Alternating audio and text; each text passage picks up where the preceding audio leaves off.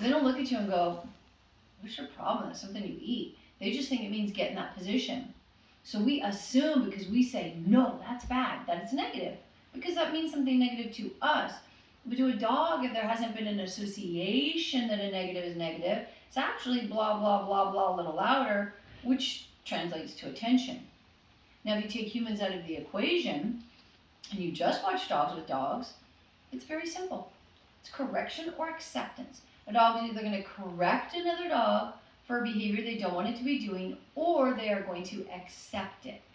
So I think we need to keep it as simple with them as they do with each other. However, we can go a step further than acceptance and positively reinforce. But it would be correct the behaviors we don't want, positively reinforce the behaviors we do want. Now, when dogs correct each other, quick, fast, hard, done. It's done with a nip. It's not a fight bite, but it's clear. And they learn that from the time they're little puppies with their litter mates and mommy dog. When mommy dog doesn't want those puppies nursing anymore, they try, she gives them a good correction. And the puppies all go, whoa, okay. I no longer like what happens when I do this, but when I don't, we're good. And that's how puppies get weaned so quickly. Right now, though, we happen to be in a time that is called total positive motivation training. It is correction-free based training. Treats, treats, treats. If you are not a walking cookie, you're a terrible dog owner. And there's several things about this that become a problem. First of all, treats are fine. We like to give our dogs treats. Treats are also good to reward your dog for a behavior they're already giving you. Or when you have a little puppy, teaching them to sit and down, give them a treat for going potty outside. But once they know that stuff, when you try to use a treat to get them to give you a behavior, they're in control of listening based upon whether or not they even want the treat, in control, feeling out of control, again reflected in their behavior. Like, with Momo, she likes treats fine, but she'd rather play. So if there's an opportunity that she's going to get a game of chase even, it doesn't matter. You could show her a steak and she's like, are you going to chase me? Are you going to chase me? She'd rather have that interaction.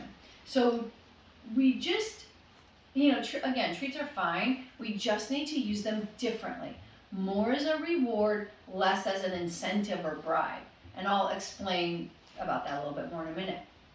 But more important to me with the total positive, or what I have issue with the total positive, is that they do not have what I call a have to. It's not like a dog has to do this or has to stop doing that and there's going to be a consequence. They are going to tell you, redirect on the food or ignore bad behavior.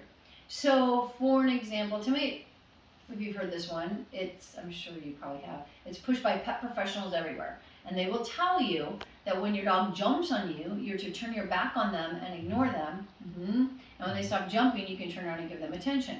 But here's the thing. I know I just said pet professionals everywhere. You would think they're pet professionals, they ought to know. But if you really understand how a dog learns, in this case, you are literally teaching your dog, jump on the person, jump on their back, stop and get a reward. Nowhere in there is don't jump on me. Okay? If you were another dog that did not want to be jumped on, you'd nip, you would correct. Not a fight bite, but enough to let that dog know that it did not like what happened when it jumped on you. Correction in the world of dogs is communication. They are simple and literal. If you are not correcting, you are accepting a behavior. Now, this idea of ignoring bad behavior is like for a 2-year-old kid, if you turned your back on them and ignored them, they know exactly what you're doing and it's upsetting to them. But a dog's just like, great, there's your back, okay, I'll jump on that too. So if you ask a total positive trainer why they don't believe in using correction, the first thing they will say to you is, well, how would you feel if that happened to you? Would you bond with someone who's doing that? We all go, no, we want our dogs to love us, not be afraid of us. Of course. Someone says that to me, I don't care if they're a PhD grad in dog behavior at UC Davis. They are anthropomorphizing, which is the word for humanizing, in this case, dogs. Dogs are not human. I know I already said it once, but I say it again because I literally think it's one of our bigger attractions to them. You don't get a dog because you want another person in your life, probably because of all the great things about them that we can only admire. Unconditional love. Well, we have it when our kids are babies. Living in the moment, no judgments. How great is that? At least we get it from our dogs. And dogs have emotions, but they don't process them the way that we do. So For example, if a person had anxiety, that person would have a lot of that anxiety, so much so that it actually makes the anxiety worse because now there is anxiety about anxiety. Where a dog would just have anxiety, we can judge, not a great state of mind, but the fact is the dog doesn't have anything on it. They're not thinking they wish they felt different or their owner should help them feel better or whatever.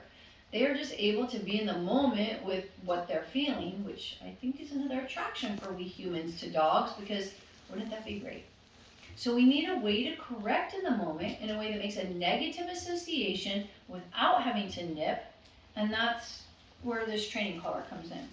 Okay, now this is called a prong collar or a pinch collar, and when we look at this, we go, yeah, I don't want my dog to feel what I would feel without my neck. But the thing is, a dog's neck is not like a human neck. A dog's neck is literally the second strongest set of musculature in their body. Their jaws are first. Their necks are built for ripping, tearing, shredding. Play tug of war with a dog, your dog. That would knock our neck out of alignment in a second. From the head to the neck, to the shoulders, to the front legs, that is a dog's strength, okay? If you just put this on your bare skin, it just feels like a bracelet. It doesn't feel like anything.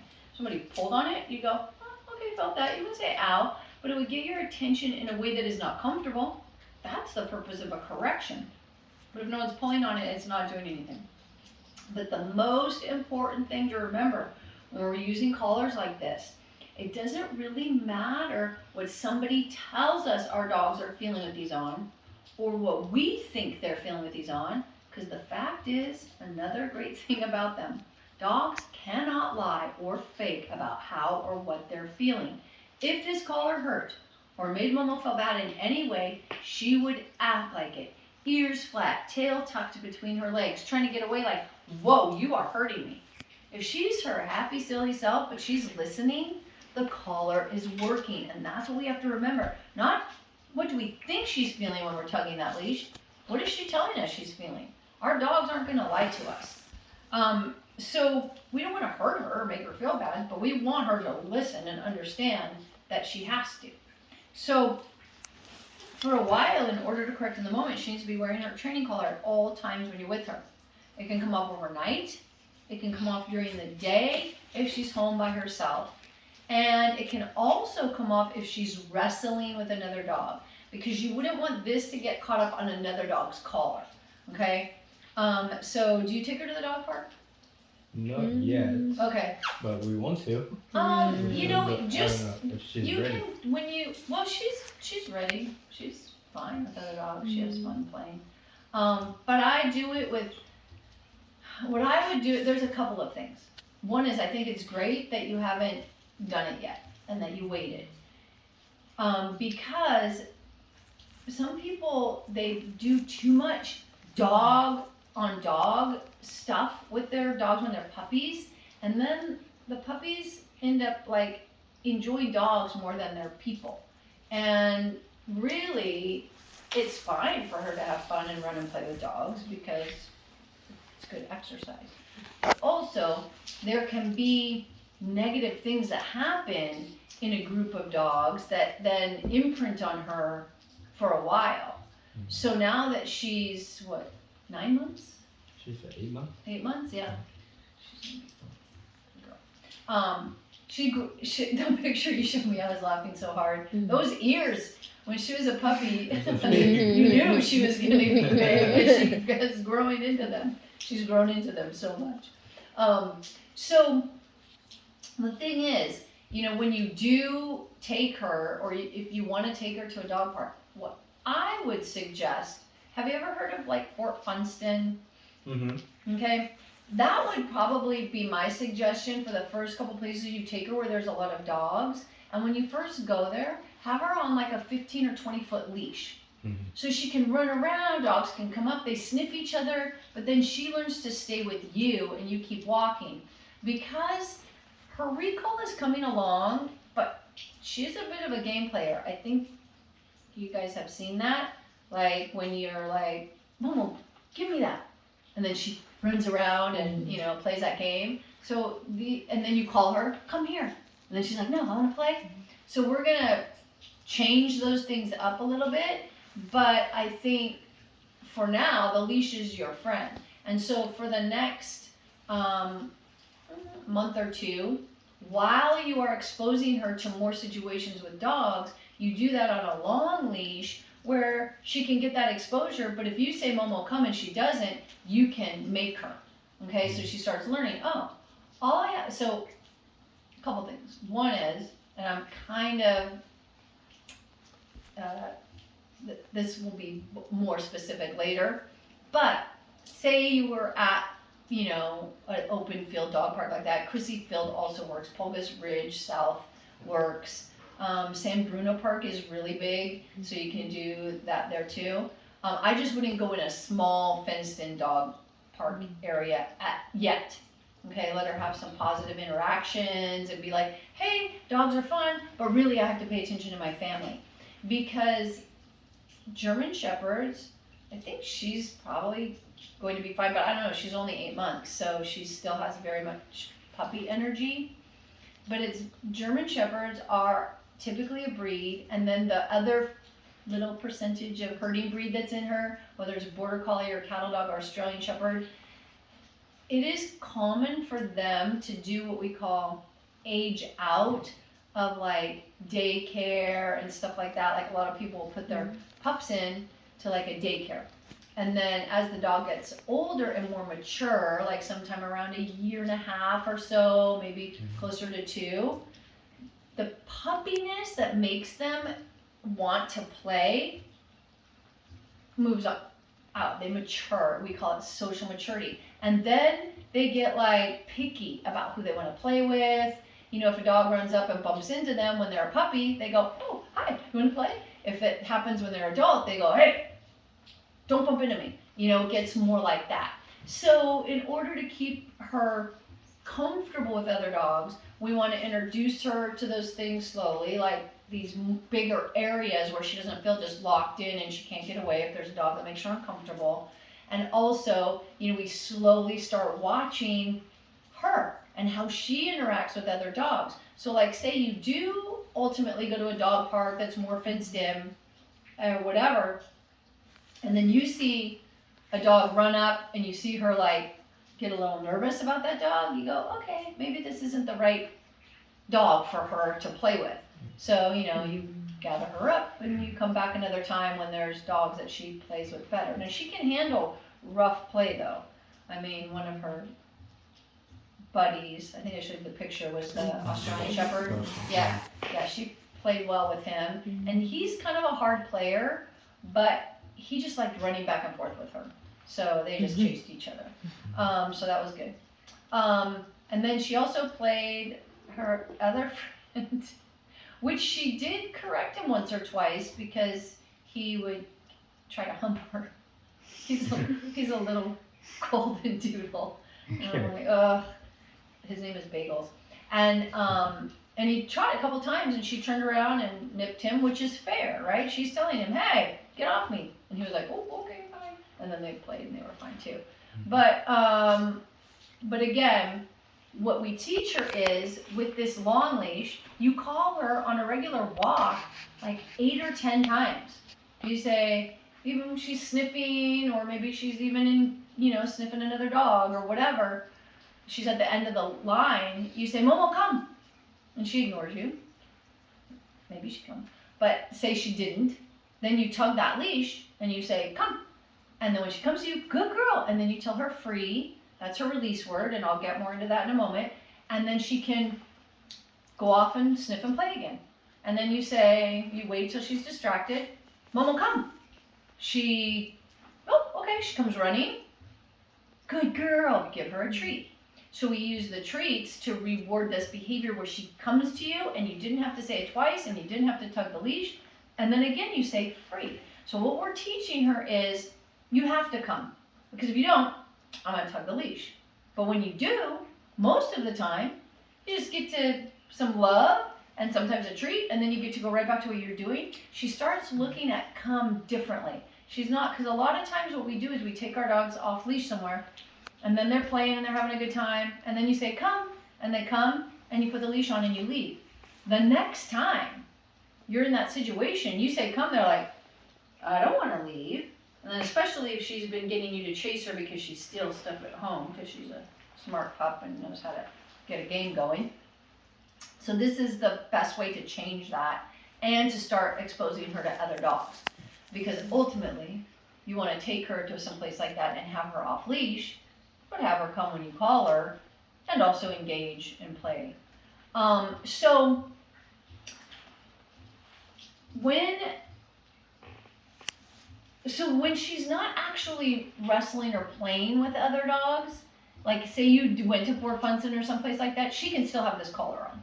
Because you could interrupt if you think that play is getting too rough and you don't want her to get caught up with another dog. But this sits on pretty snug anyway, and it's going to be kind of in her fur. So there's not much chance for that to happen, but I like to just pay attention to that. So then, when you attach your regular walking leash, you're going to attach it to this outside D ring. See, it's shaped like a D. So this one's round. This one's shaped like a D. We attach it to the outside D ring. And this is her correction. That's it. Quick, fast. Now, when we do this, these go like this, and it simulates a nip. Not that she thinks you're nipping her, but it's in a dog's DNA to understand what a correction is. So I look at a correction like this. Like say you're driving and you're in your lane and you swerve it in this lane and somebody honks, you correct back into your lane, right? It's just quick, fast, done. Even if you had to do a couple like, hey, pay attention getting things, they're just both, it's quick, fast, and done, and we move on. So all dogs resist pressure. The harder you pull back, the harder they pull forward. I call it a reverse tug of war. Even on this collar, she would pull not as hard as like on a flat collar or harness, but she would still pull a little bit. So anytime this starts to get tight, you give in a little bit so you can give it that snap. And then we always have a little bit of slack in the leash. At no time, whether she is on a 20-foot long leash or 6 inches next to you, no tension on the leash. When a dog is putting tension on the leash, they are telling you they are not paying attention to you. So if you can imagine that you were walking down the street and you were walking with a friend and they were behind you, but their hand was on your shoulder, just keep walking and talking. You can feel them, so you don't need to check if they're there. But if they were walking with their hands at their sides, you would keep looking, right? So the idea with a slack leash is the dog is telling you that they're paying attention to you. When they're pulling, they are telling you that they are in control, okay? So I'm giving you this little purple leash. This leash, I've cut the handle off it so it's less likely to get caught in something, is going to attach to both rings of the training collar. So the round one and the D ring. Because see how there's not this correction, it's not quite as hard. You can still correct when you need to. It's just not quite as hard because she's going to be dragging this around the house for a while. This makes your arms 4 feet longer. So say for example, this is typically what happens, right? You're hanging out and then you look over and there's Momo and she's got something in her mouth she shouldn't have. And she's like this. And then you go, Momo, no, drop it. And she goes, and then you go to grab it, she's off. And usually, she probably doesn't fit under the table so much anymore. They go under the table or behind some place where you can't get them, right? Or you need the whole family to surround her. So now we're going to do several things differently. Okay, first of all, this behavior is just all about getting your attention. So as soon as you look over and you see she has something, don't say anything. Because as soon as you say, Momo, no, or whatever, she's like, hee hee, I got your attention, game on, right? So you just look at her and you're like, you can say all kinds of things in your head, but just don't say anything to her. And then you just take a step, just stand up and take 1 step towards her. Don't reach, just take a step towards her. That's all it's going to take. She's gone. She'll go, where does she usually run to? To backyard. Oh, she can go outside. Do you have is the door open? Yeah. Okay. So what I would suggest is for a while her potty training is great. So for a while, when you are transferring this training, you have the door closed. And just remember, set a timer or something to let her out to go potty. But when you're, I mean, you know, if you do you leave the door open when you're gone? Where is she when you're No. gone? Just when we were here at the house. Okay. Yeah. So when you get home, in the afternoon, you know, you can let her out. She goes potty, and then when she comes back in, just close the door for a while, and then you know, an hour or two later, let her back outside because I don't want her to have that space. First of all, to run outside, because you can never get her when she's out there. Second, we don't want her dragging this around in the yard because it could get caught on something. Mhm. And, you know, we want to be attending her. So if it's in the house, even if you're not in the room, it's not that big of a deal. But if she's outside, I wouldn't want her to get caught in the bushes or whatever. So, and then there's times during the day when you're home, like usually it's the middle of the day when she's just mostly sleeping. You know, it's during those times if you want to just leave the door open and not have this on. But if she steals something, you just really can't do anything about it. If she steals something and you look at her and she runs outside, close the door. Mm-hmm. Just close the door behind her. Like, I don't care. You know, because that could work also. She wants you to try to get it. And smart dogs will start getting what we call higher value items. Like first it's a dish towel, and then if you ignore it and you're like, I don't care, take the dish towel, then she's like, well, that didn't work. How about the remote?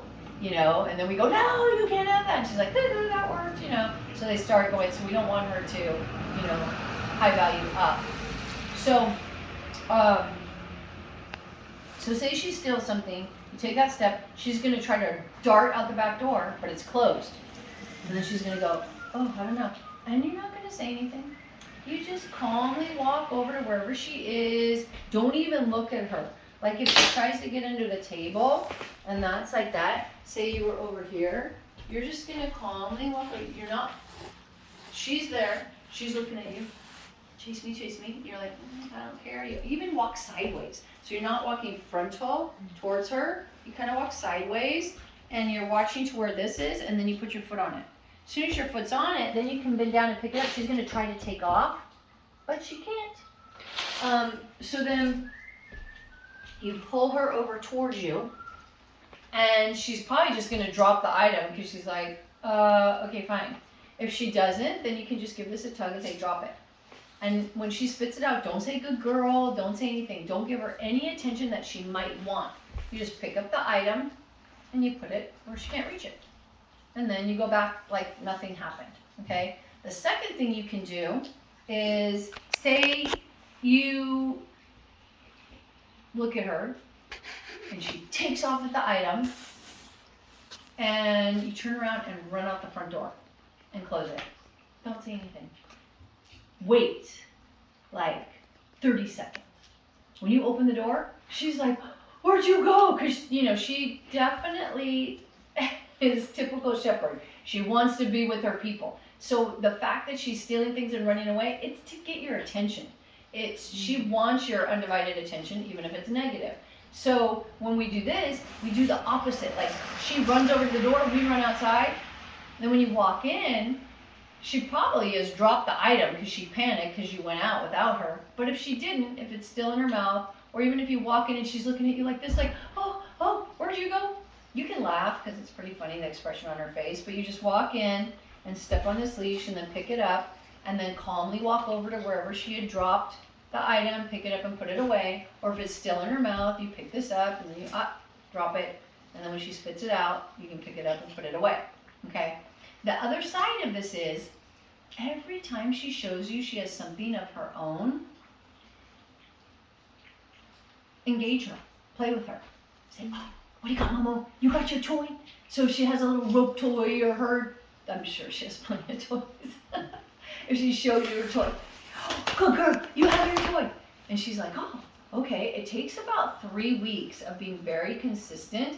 And what'll start to happen is, like right now, this is your stuff that she steals to get you to chase her, and this is her stuff. It starts to go like this.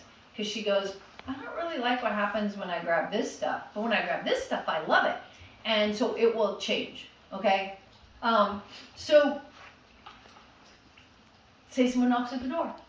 She's the first one there. She's all excited. So now you guys, whoever's going to open the door, you pick up this leash and you just hold her next to you. Okay? And so she doesn't have to sit. But this way, when your guest comes in, okay, so we have how I will have you guys say hi to her today, because you're going to be extra happy to see her, will be to get down on her level. Okay? Because we can teach her, if somebody comes in and gets down on her level, she doesn't need to jump to say hi because she's right there, right? And then she can say hi that way. But if they're standing upright, whether they are this tall or this tall, no jumping. And that's what we want to teach her, right? So you keep her close to you.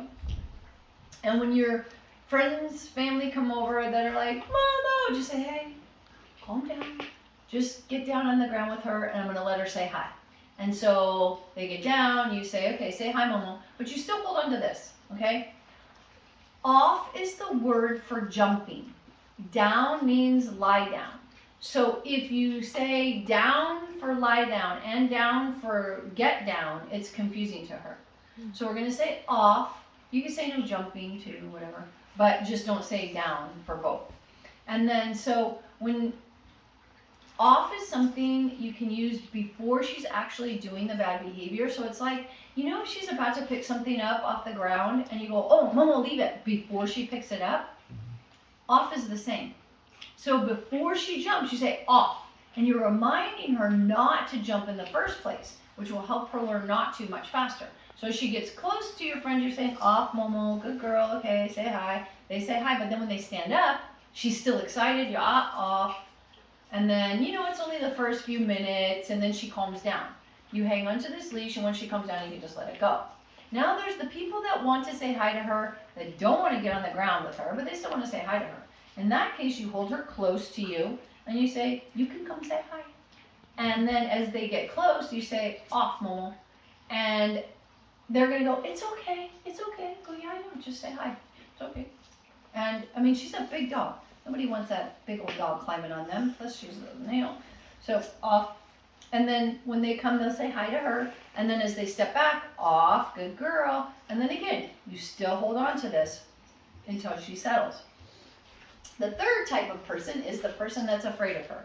She's a big black German Shepherd. There's a lot of people that can't get past her look. We know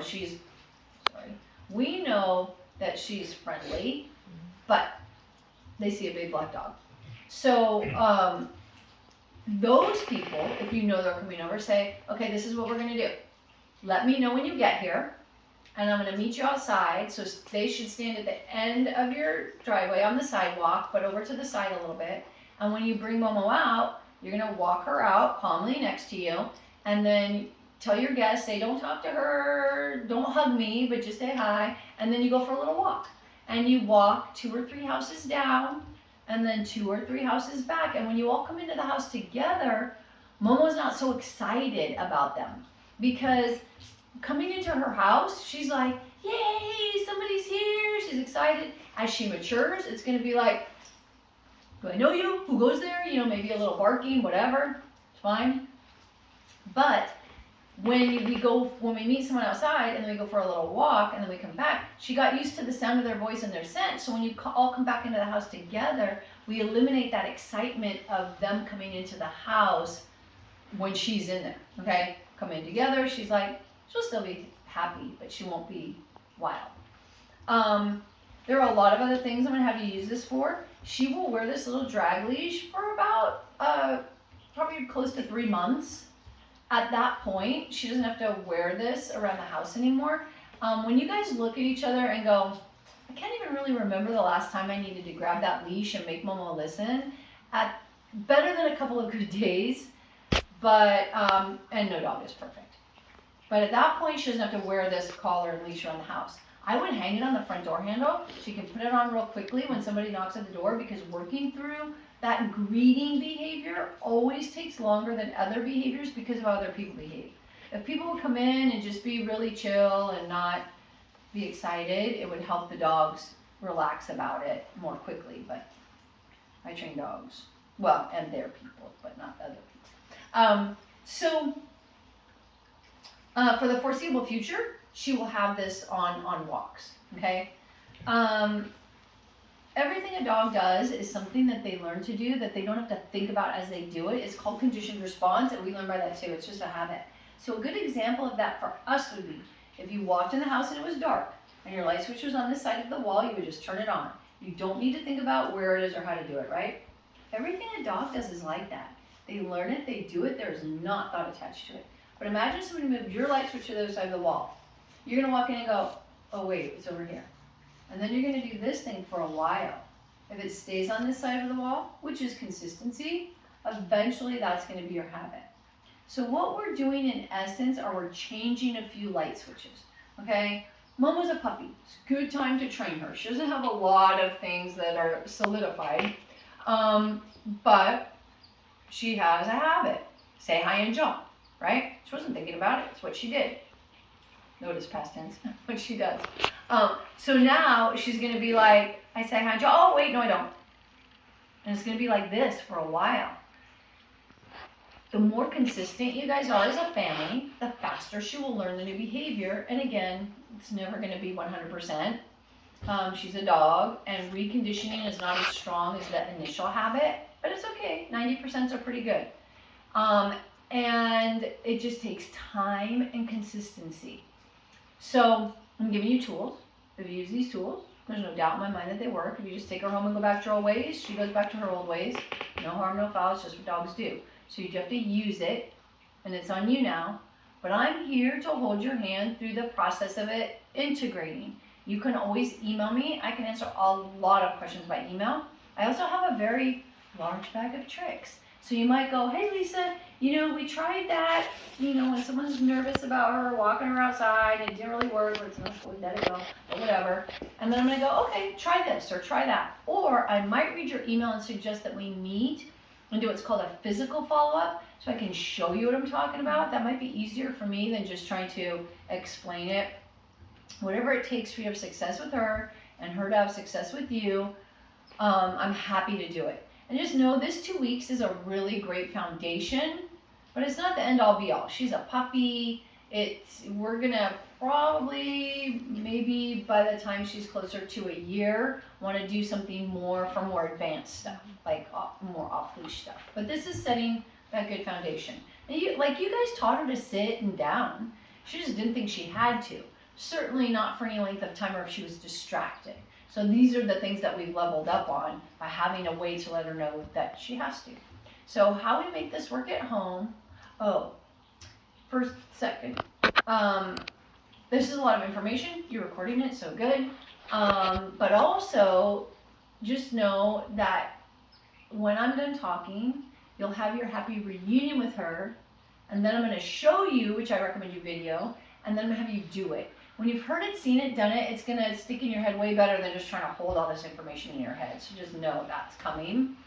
And also you can always email ask for what I call a list of the commands, where I give you a list of the commands, when she wears the collar, when she wears the drag leash, what you attach it to, all that stuff. I personalize those, so I don't have those as handouts. So if you guys want that, just email ask, say, hey, can you send me Momo's list of commands? We make this work at home by keeping it super simple and telling her to do stuff a lot. Every time we tell her to do something and she does not, and we follow through and correct her, she's like, oh, right, I have to listen to you and respect you. Every time she does it, we give her lovies and praise and sometimes a treat. She's like, oh, I love you and I respect you. That is the relationship a dog thrives on, love and respect. So I think obedience should be a lifestyle. It's just how we are with our dogs. It's not a take out the trash kind of chore. You don't have to practice 10 minutes twice a day or 24/7. Random is actually better. The more we do this on a random basis, the more likely she's going to be to respond when she's not in training mode, and that's really what we're working towards. So the number one command we're going to practice to get this is called a long down stay, which means she's lying down and staying in that place for like 10 or more minutes for 3 reasons. When a dog is lying down, they're comfortable. 2 is when they're lying down and staying in that place, they're in what we call a submissive position, allowing you to be the leader. 3 is 10 or more minutes is a long time, and she's going to test you. But every time she tests you and you follow through and correct her, she's like, right, I have to listen to you and respect you. So there's a couple places that make it easier to practice a long down stay. One would be when you're eating. So you have breakfast, lunch, dinner, you sit at the table, the coffee table, the counter, all the different types of places that you eat can be an opportunity to work along downstate. You don't need to do this every time you eat or even every day. But say, for example, tonight at dinner. Usually you sit down at the table. Does she just walk around? Does she go lay down somewhere? Does she stare at someone who's going to give her something? All of the above. She just kind of hangs out. She's usually like wanting to eat. What you have. Yeah. Okay, so she's like, give me something. Yeah. And sometimes you do, which is okay. So if that's okay with you, that's okay with me. This isn't really about how we want her to behave when she's eating, unless that's something you want to change. It's about opportunity. When you sit down to eat, you're going to be there 10, 20, 30 minutes yourself anyway, so why not make her work? So say, for example, tonight at dinner. You sit down, and I'm sure there's typically one person she stares at more than others, whoever happens to give in a little bit more. And so, which is fine. But what you're going to do is go, okay, Momo's always there, but she's never over here. That's where you make her lie down. You put her about 4 feet from you, and you tell her down, and when she's down, stay, and you sit down. And the worst that can happen is she gets up. If she sits up, you're not down. She goes right back down, go girl, stay. If she just sits there and looks at you like, don't say anything else, because if you say, Momo, no, again, it's that negative attention. You just calmly reach over and tug this purple leash down. Go girl, okay? Then, you guys are talking, and all of a sudden you look over and there she is. That will happen to you. Don't say anything. Calmly get up, walk over to wherever she is and pick up this leash. But once this leash is in your hand, now you're going to correct her all the way back to where she broke from with some consecutive pops on the leash. So you're going to pick this up and go all the way back. No, Momo, down. And then you correct her back down. Because if you just walk her back, that's positive for her. She got you to come pay attention to her. But if you give her some tugs back, she'll go, oh, right, okay, she's much more likely to listen. Then every minute or two while she's holding a good downstay, tell her what a good girl she is. Oh, that's my good girl, baby, good stay. Then, say one of you is practicing the downstay and another family member goes to the refrigerator. Her habit, go to the fridge, right? But you say, stay, and she does. At that point, if you want to give her a treat, that's a great time to give her a treat. Because now we're rewarding this good downstay behavior she's giving us, not sitting there with a treat trying to get her to do it, right? One is her choice, one is not. When you go to hand her the treat, if she gets up, nope, down. She has to stay in the down position when she's getting a treat. Again, dogs are simple and literal. If she stands up as she gets the treat, in her mind, that's what she got rewarded for, okay? So, quick little thing about treats, just so you know. Recently they did studies. They put cortisol stimulators on a dog's brain, which measures stress levels, and then they did an MRI to image what lit up the pleasure centers of the brain more, praise or food. It was 85% praise. So there's that. This treat thing's only been around about the past 22, 23 years, pushed really hard the past 10 or 12 years. Dogs have been living with us, dying by our side, starving to death, rather than leave us for relationship for thousands of years. It was not a broken system. US, parts of UK, parts of Canada are the only ones that do the treat thing. There's plenty of countries, they love their dogs, but they don't walk around with treats all the time. Did you have dogs when you were kids, you guys? I did, but yeah. Did you walk around with treats? No. Did they love you? I don't Yeah. know. Yes, they I don't think did. so. Yeah. So walking around with treats does not equate love. You won't see a single working dog, herding dog, hunting dog, sporting dog, police dog, military dog, or therapy dog work for food. They work for relationship. So it doesn't mean we can't use treats, because yeah, we like to give treats. And like say you give her in the evening, you give her a special cookie, or you're gonna give her a bully stick or something, and you tell her to sit or shake or whatever, and give her the treat, that's still totally fine.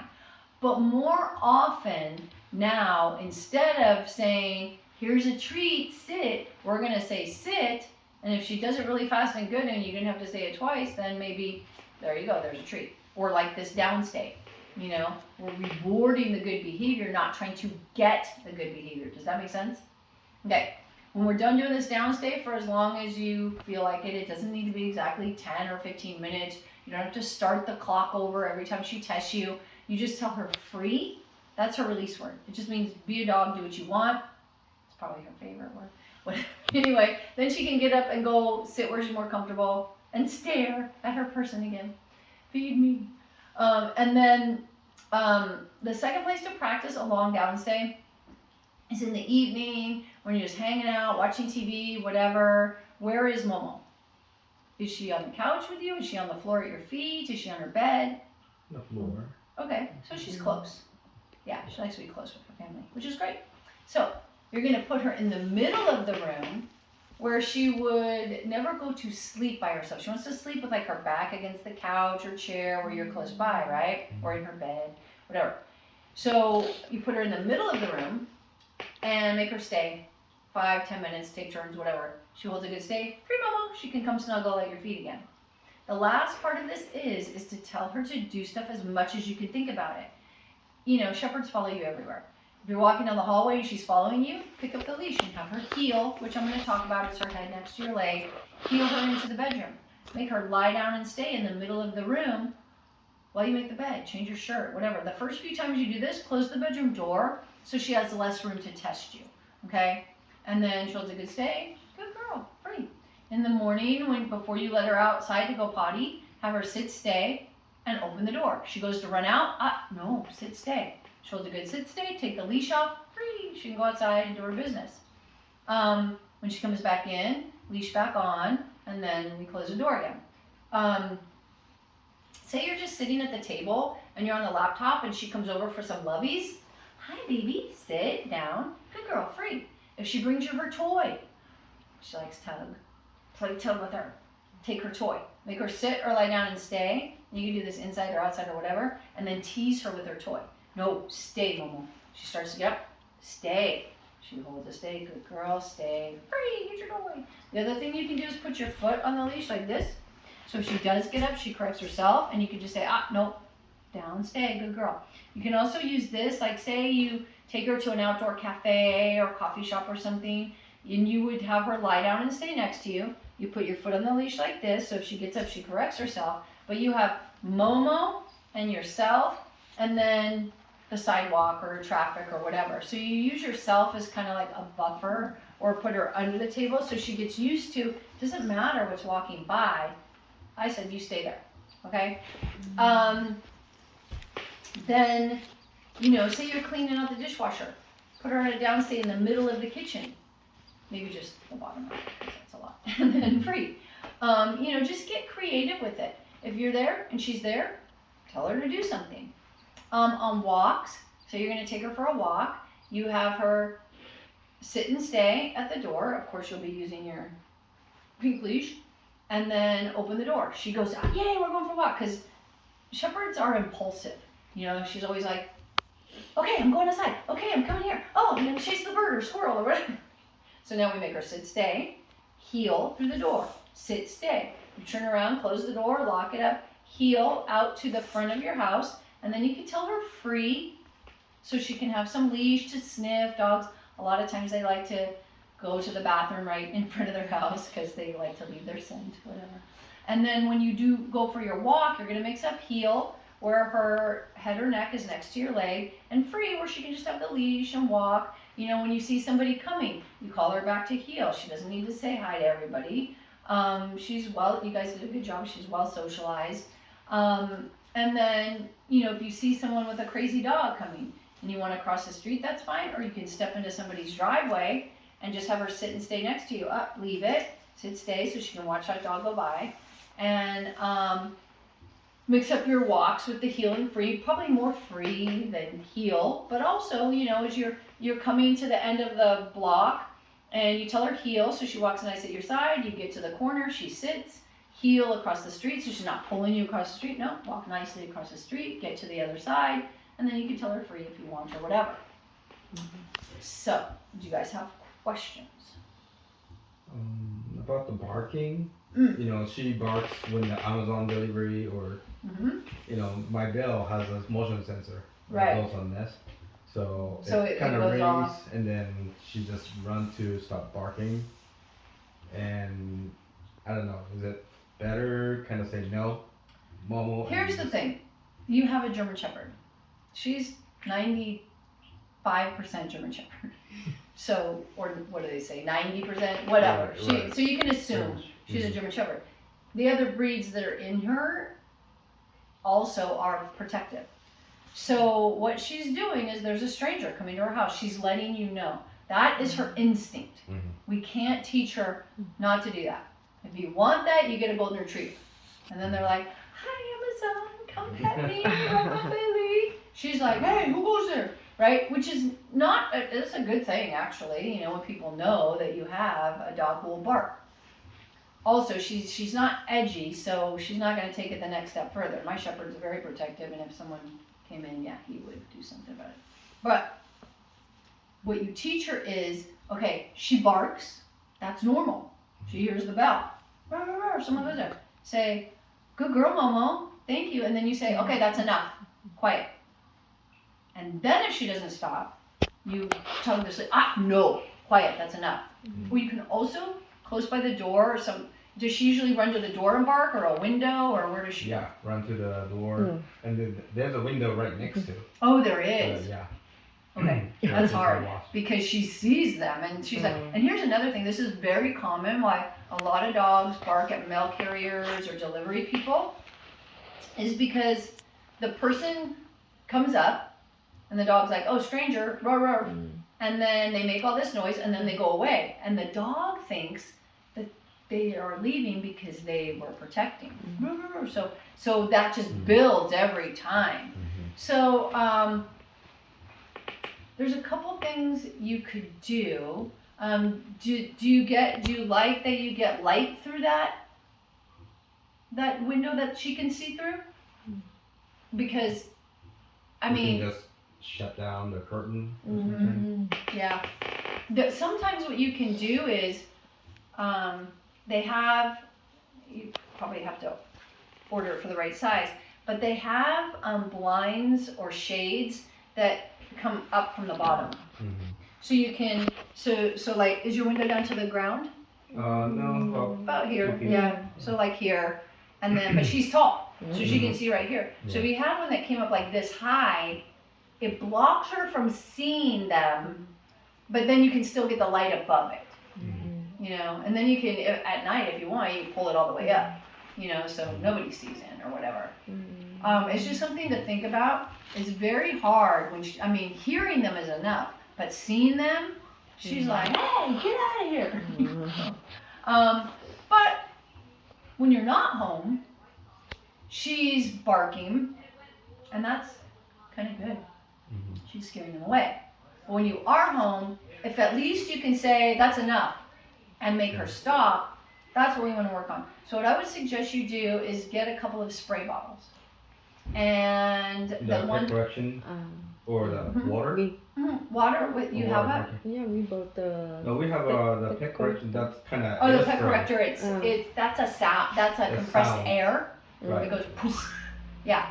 You can. Does it work? It works. Yeah. Okay. So the spray bottle will work also, and you'll have different things that you can grab and use. It's about consistency. So if you don't tell her that's enough, or quiet, or hush, or whatever you want to say, then she can keep barking. But as soon as you say, hey, that's enough, and you can't say it from the other room, you hear her barking at that door, and you're in the kitchen, and you're making something, and you cannot leave that at this stage, just let her bark. Until you can put that to the side, and go out there and say, oh, Momo, okay, that's enough. Because if she doesn't stop, we need to use the pet corrector or the spray bottle. So you would have the spray bottle, you can turn it so it has stream action, and you mix half lemon juice so it doesn't taste good, and half water.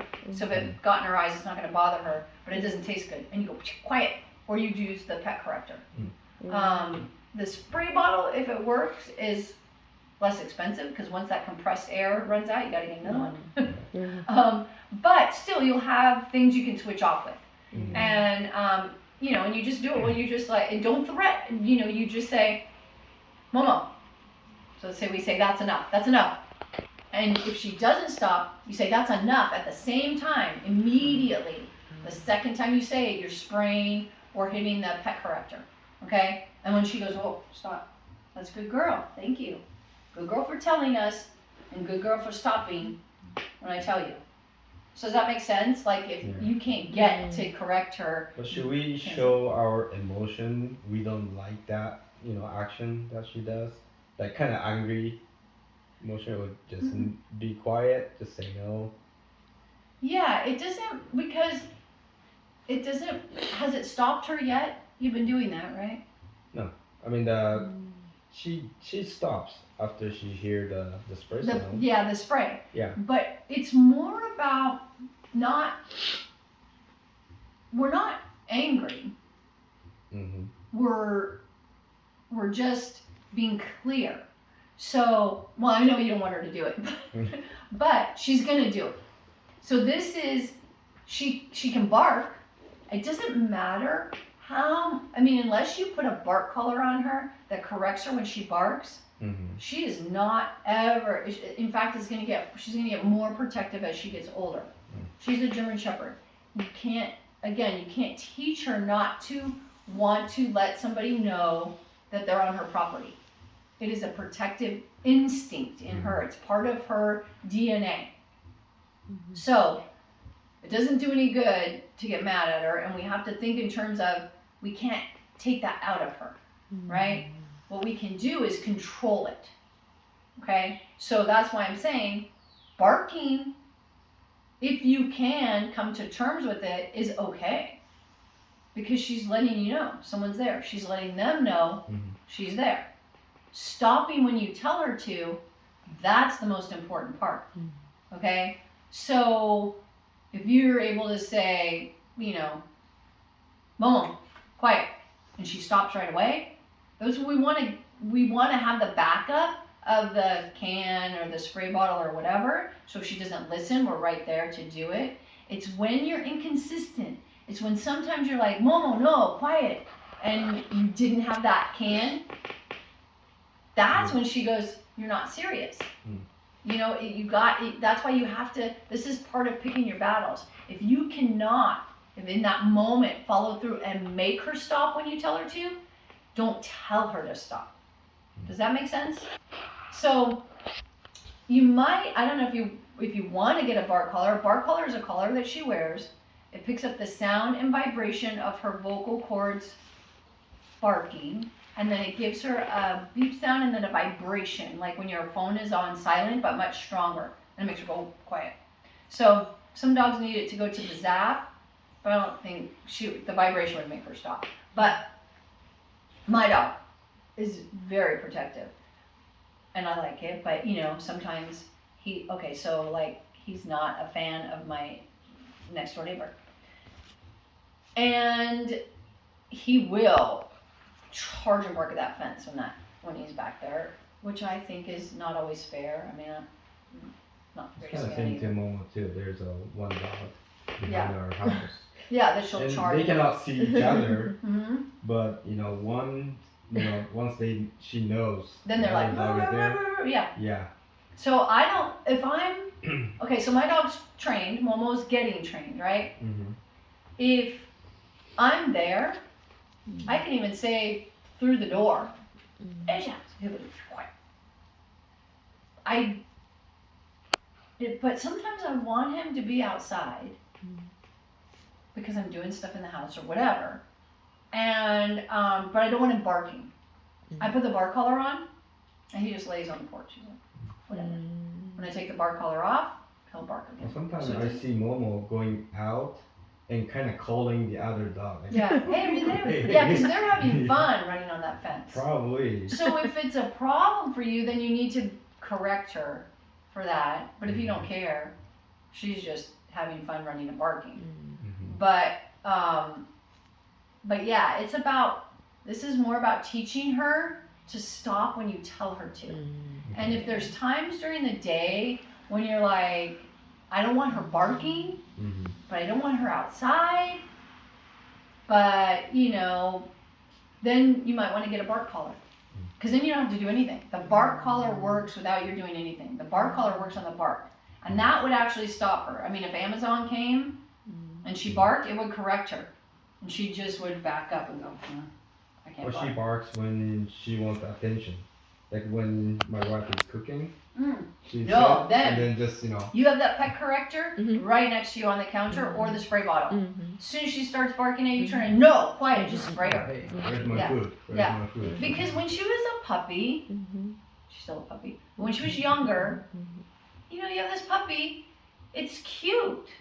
You're cooking, she barks at you, you're like, oh, you want something, here you go. You do that one time, now she's like, hey, give me something, lady, right? So it changes really fast. And now you have to say, no, don't you bark at me, and just spray her. Or use the pet corrector. And also the kind of nibbling. She'll come up and nip you? Yeah. What? They follow you and then bite your butt. Yeah. So there's times of the day when dogs are more likely to do this behavior because she wants that negative attention. Because you turn and go, oh, Momo, no. And then she's like, you want to play? Right?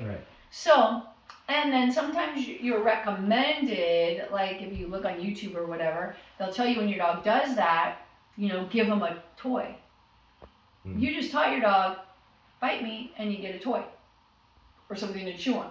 So no, so those times of day when she's more likely to behave that way, have the spray bottle close by. Put a few of them strategically located around the house. So you go walking down the hallway, here she comes, you're like, oh, I know she's going to come nip me. You hold that bottle. And as she comes up, you turn around, she's like, oh, what? I wasn't going to do anything. Okay, fine. Or you can already have a toy on you. Just have it in your pocket or whatever. And as she comes up, you turn around and you say, hey, Momo, you want a toy? Toss it to her. And then she's got the toy, but she didn't nip you to get the toy. The toy just was there, and once that toy's in her mouth, she's not going to nip you. Yeah. Or if she nips you, you turn around and you grab this leash and you say, no nipping. You sit, stay. And then, she gets that, because she gets that little wild look. And then she goes, oh, you're serious. That's right, I'm serious. And then you just let it go, walk away. So you have all of these ways. Spray bottle, pet corrector, tug on the leash, to stop these behaviors that we don't want. But are you clear on the barking thing? Like we can't teach her not to bark when Amazon or someone knocks at the door or something like that. That's her instinct. But we can let her let you know. And then you say, but as soon as you say that's enough, whether it's one bark or 10 barks, when you say stop, that's what she has to listen to. Is when you say stop, she has to stop. And that's where you follow through with all the things. But you can't be in the shower, Momo, quiet. You don't listen. No, she won't listen, and she'll learn that you don't mean it. When she understands that you're in control, maybe 6 months. See, this is all about, I call it the long game. You're hopefully going to have this dog for 14 years, right? So now she's a baby. If it takes 6-8 months, say it took a whole year of your being really on top of her and following through and correcting her for all these things, and then for the next 13 years, you have a dog that does what you say, you can take anywhere, and she listens. It was worth that 1 year of being really on top of her. I don't think it'll take that long because I think she's a really good dog. But she's big and strong, and she does use that a little bit. And you guys are lovey, soft people too. So she takes advantage of that. Dogs aren't manipulative, but they are very opportunistic. So she knows, I guarantee there's one of you that she nips more than the others. She barks at mommy in the kitchen. She probably doesn't bark at you when you're in the kitchen. Does she? No. See? Because she knows you would correct her. See, so she knows she's figured out who she can get away with these things with. And usually it's less, and this is just the dynamics of nature say when men correct, deeper voice, more, it's stronger. You have less like, oh, it's okay, Momo. You guys are, okay, Momo. And so she knows that. So she's going to test dad less. So it's okay to be loving and all that. You just have to be more clear. If you're going to say no, if you don't like something she's doing, then you have to let her know. Because it's not that she doesn't adore you, right? Right? Because, and a lot of times dogs will follow the person who is the most clear with them. Like even though if you're cooking, she wants the treats and stuff, but she'll go, where's the person who I can count on to be clear with me? So when everybody can, it's good for her. Yeah. Which is why you're up here today. It just takes practice, I mean, I kind of feel like I'm calling her name too much. Probably. Momo, Momo, Momo. Yeah. So many times she doesn't want to listen to me. I kind of feel like, Well, I think that because up until this point, you haven't had a way to follow through with what you want. So when you're saying Momo, it's like, get out of that, or come here, or stop that, or whatever. You're saying all these things, but then when she doesn't listen, you just say her name again. And she still doesn't listen. Then you say her name again. Right. What you've taught her, not on purpose, but what you taught her was that she can ignore you. And now, if you say, like say she's getting into something, and you go, Momo, get out of there. And she doesn't listen, you walk over there, Momo, get out of there. She's like, oh, you're serious, okay. So you're right, you're using her name before too much because there was no follow through. So once you have the follow through, then she understands. Then you only have to say it once. I mean, the goal is to not have to be all the time, right? But you have to do it for now so you let her know that you will, right? And when she understands that, she'll be like, okay. She just didn't, there wasn't, and see, that's what I mean about the whole treat thing. What's missing is she did not have to listen to you. Now she has to. The pet corrector, that's the only time. But you did that for the barking, right? There's so many other things that you need to be able to follow through, and now you have to tell them. It will help a lot. Yeah, and if you find that you're still kind of feeling that way, feeling a little frustrated, like, you email me, Lisa. Momo's still ignoring me. Like, I say her name, and I follow through and I correct her, and then she still isn't listening, then I'm going to go, okay, let's try something else. Okay? I kind of feel like I have to do more positive reinforcement. Kind of, So she thinks I'm, always negative. Hey, you hate Momo, don't, or, Well, the positive comes when she listens to you. So, if you said, get out of that, Momo, and she did, good girl. There's the positive, right? And so, the positive comes with when she's doing the right thing. Like, you say, that's enough quiet, and she stops barking. Oh, that's my good girl, yeah.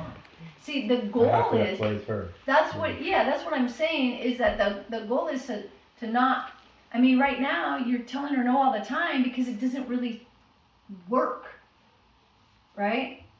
Didn't. Now, it works. You shouldn't have to do it all the time. But she's a puppy, so we have to set her up for success. Like if you can't be keeping her from barking at the door, and there's going to be people coming in and out, then maybe, does she have a crate? She has, but she doesn't go into much. Okay. Where does she sleep at night? Just on around the dog bed. Okay, that's fine. Yeah. But maybe when you know that there's going to be someone at the door coming in and out, then you just put her outside. So it's okay if she barks a little bit out there, but at least she's not barking when you're distracted and can't correct her. You just try to think ahead to set her up for success. And again, you're thinking that all of your Momo is negative. Mm-hmm. What I'm saying is it's nothing, actually, to her, because she's not listening. Right. So it's just kind of nagging. It's just, you feel bad, because you feel like you're saying something negative all the time, and you're using her name in a negative way all the time. Right. But she's not taking it that way. She's not like, "Ooh, I'm sorry." She's just like, "Whatever, dude." Right? So you have to think of it in terms of how she is like I say, your dog will tell you. That's what you watch. Like when you come in, does she get crazy happy to see you? Is she happy to see you when you come home? Yeah. So she doesn't think of you as that negative. Right. Or she would be like, "Oh, stay away from that guy. He's mean." No. She doesn't think of that.